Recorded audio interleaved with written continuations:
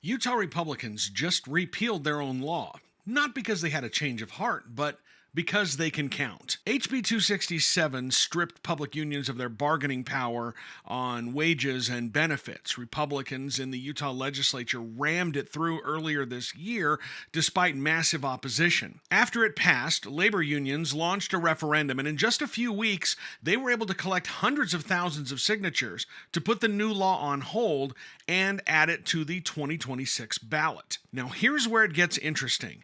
I matched over 200,000 people who signed the petition for the referendum to Utah's voter file. And here's what I found. 40% of them were registered Republican voters. Another 30% were unaffiliated. So this just wasn't Democrats mad at the legislature about unions.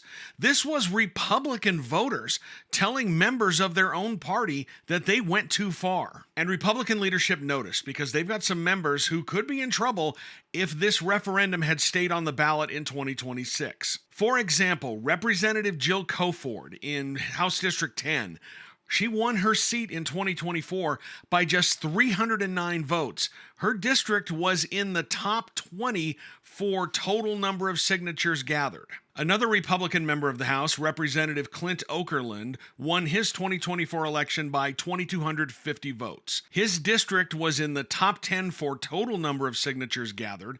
It was also in the top 10 for number of Republicans who signed, number of Democrats who signed, and unaffiliated voters who signed the petitions. Senator Kirk Cullimore, who was the Senate sponsor of the bill, his district ranked in the top 10 for the raw number of Republicans who signed the petition on the Senate side.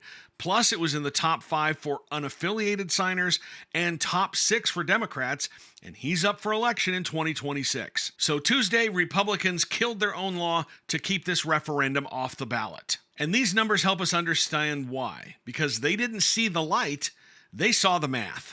Follow me for more stories like this, and you can read my full breakdown of these numbers at my website, utahpolitics.news.